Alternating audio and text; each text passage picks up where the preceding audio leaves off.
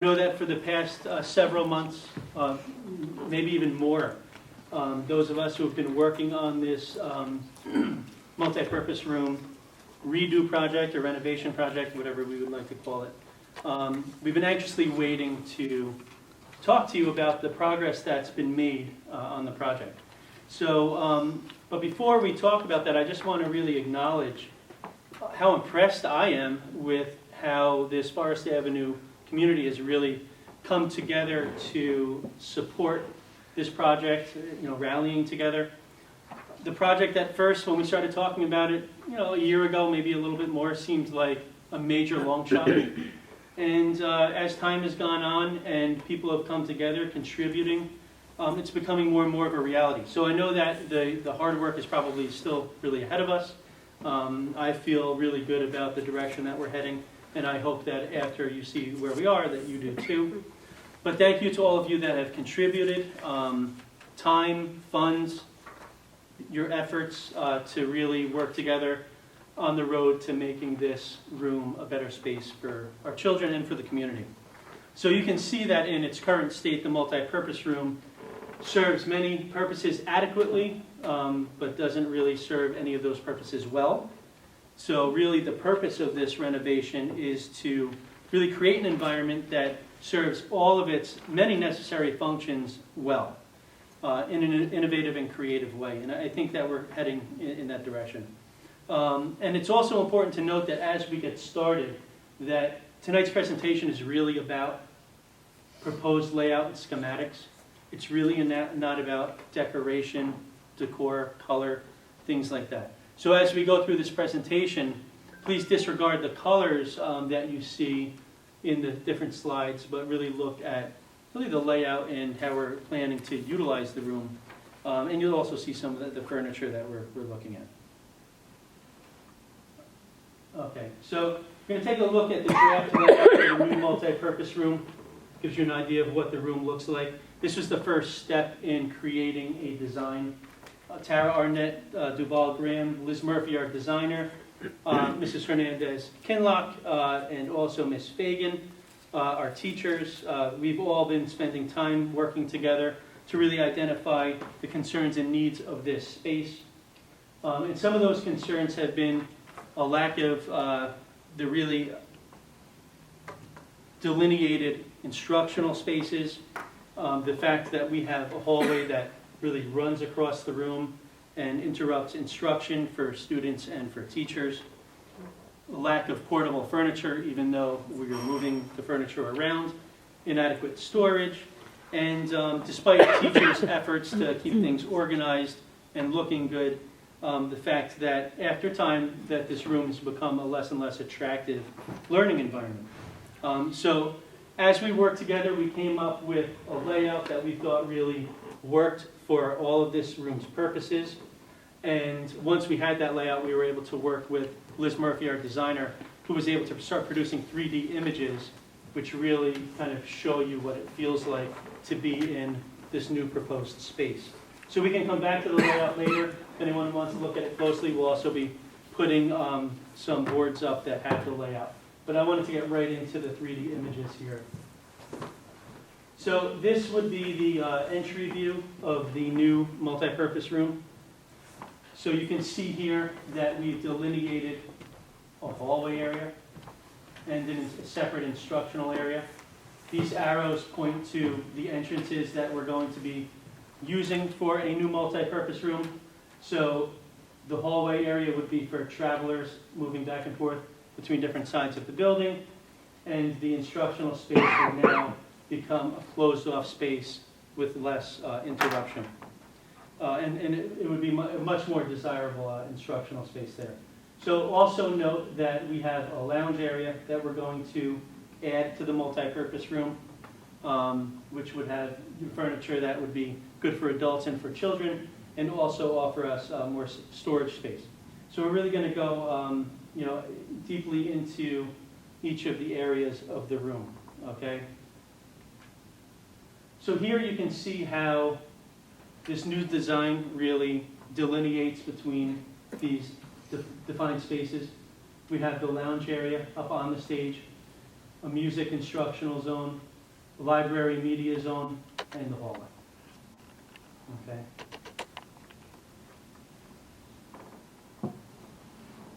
All right, so we're going to take a closer look at this new passageway and nook area, okay?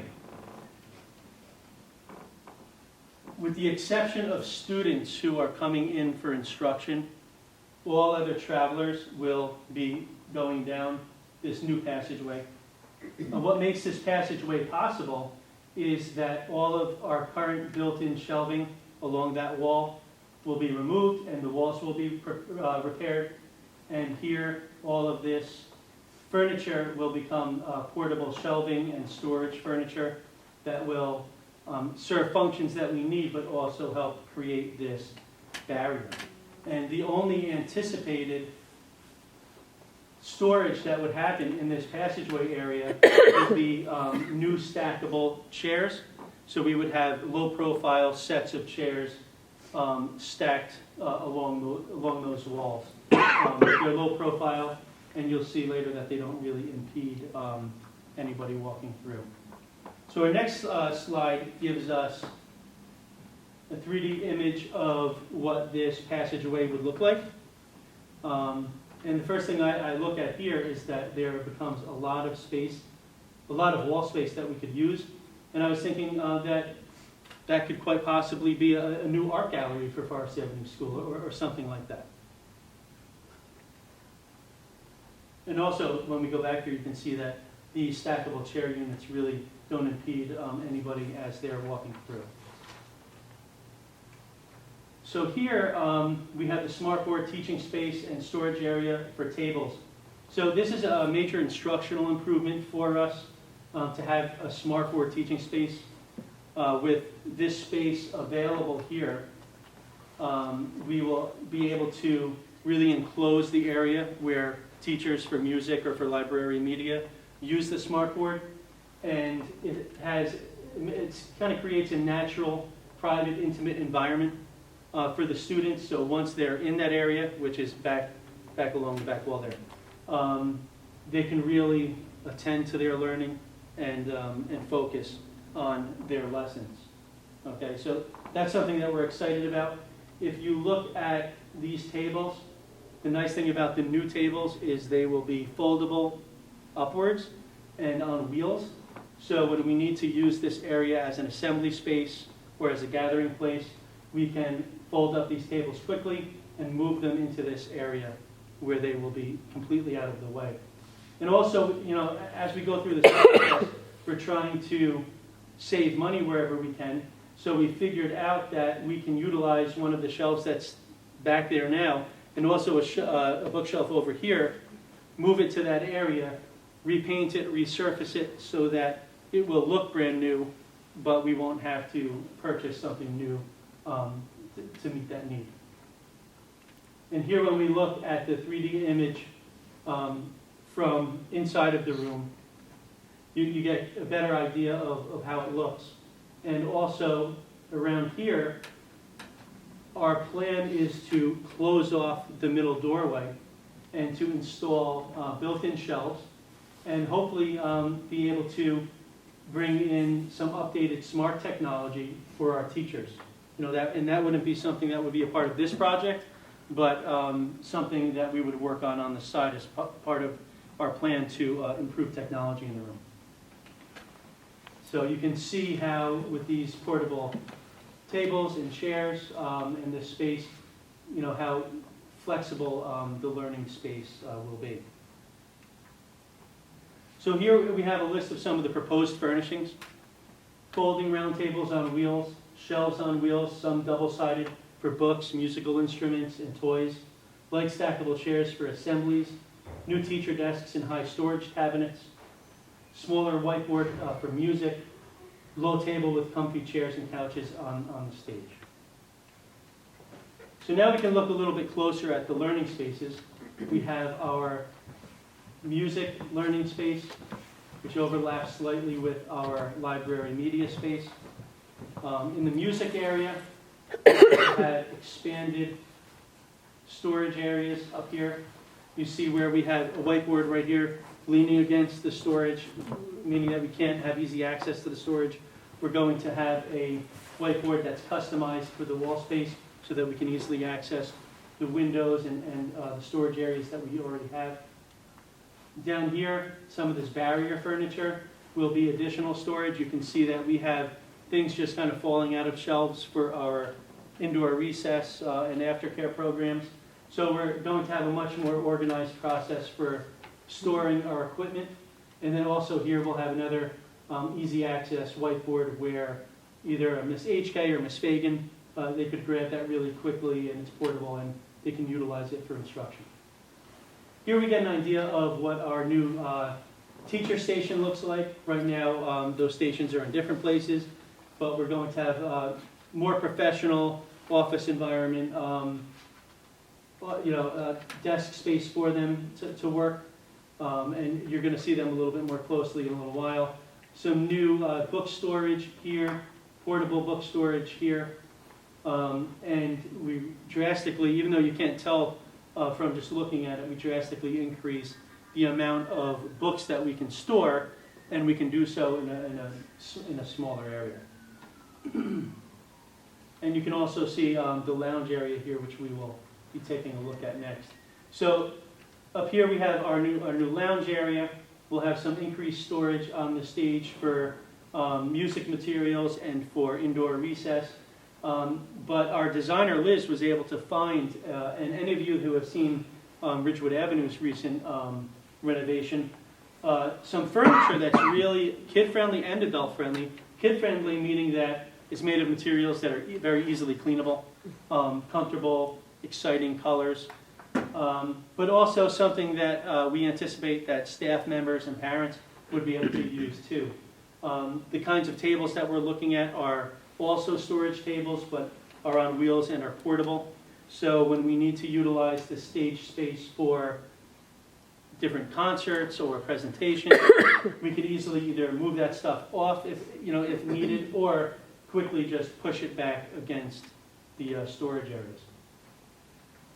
So that's the new meeting space that we'll have here. So here is a kid's eye view walking into the library through those doors.